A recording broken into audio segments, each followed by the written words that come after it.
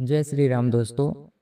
आज के इस वीडियो में हम बात करेंगे कि अधिक मास में रामचरितमानस की कौन सी चौपाई है जो जीवन में खुशियाँ लाती है, जीवन में धन की कमी कभी नहीं होने देती, जीवन में दरिद्रता का नाश करती है। तो आइए बढ़ते हैं वीडियो में।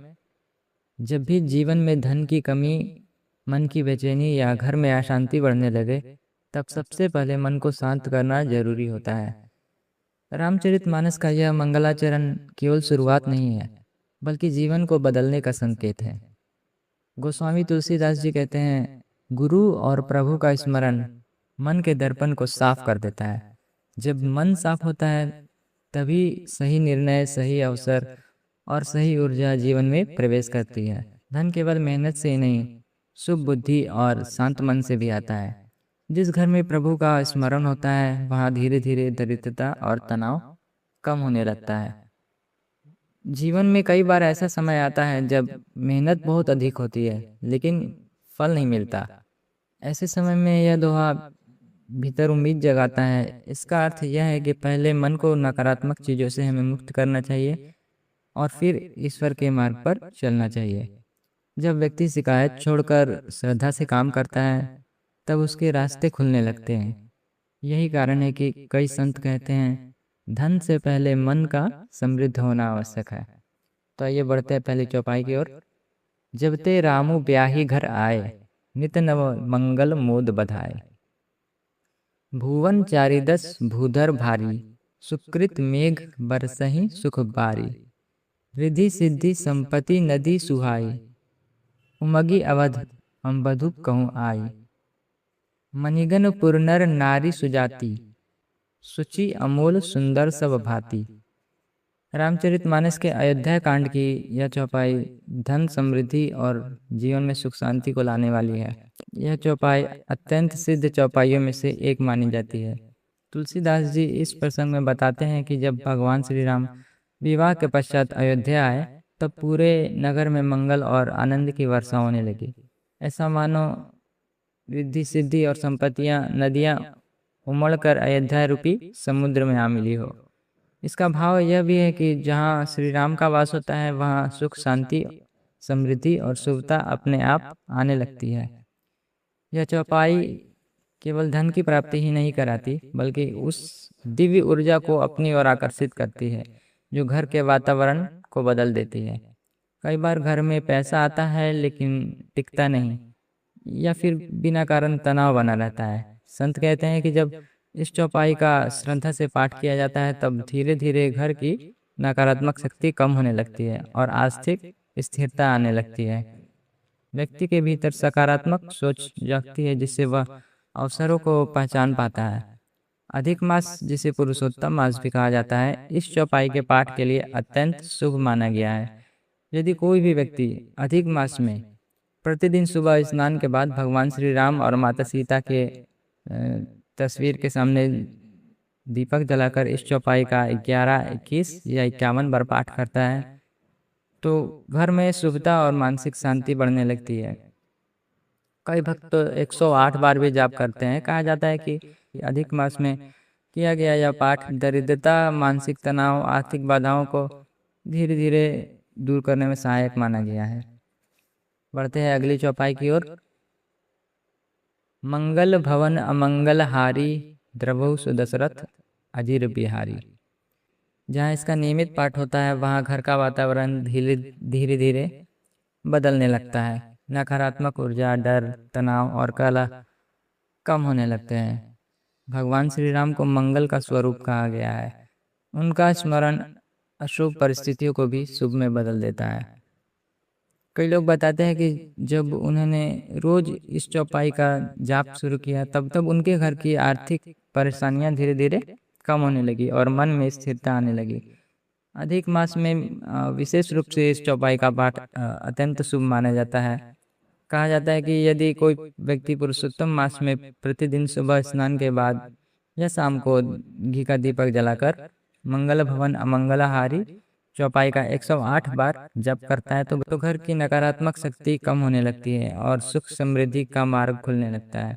यदि 108 बार भी संभव ना हो, तो 21 या 51 बार भी श्रद्धा से इसका पाठ किया जा सकता है। सबसे महत्वपूर्ण बात मन की सच्ची भावना होती है।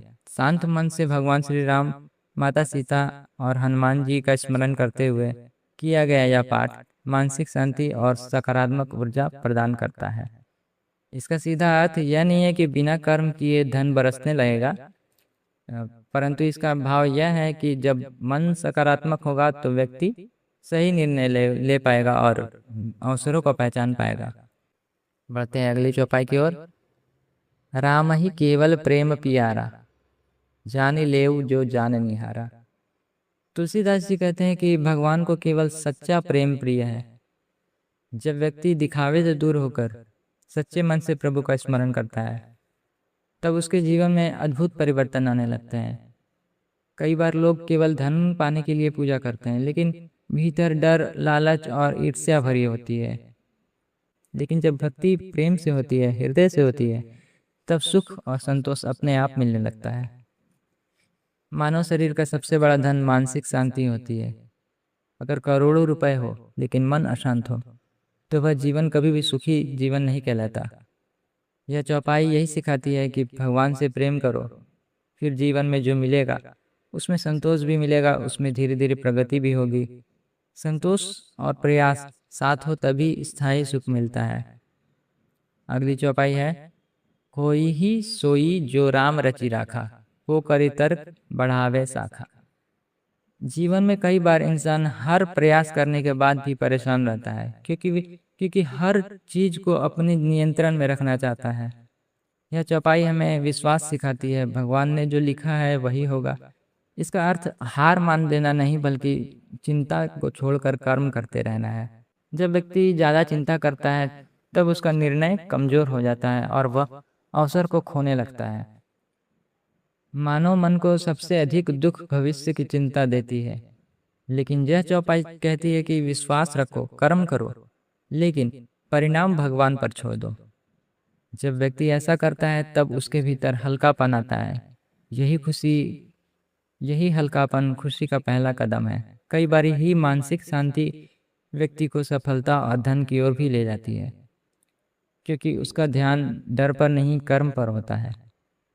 अगली चौपाई है, सिया राम मैं सब जग जानी, करऊं प्रणाम जोरी जुग पानी।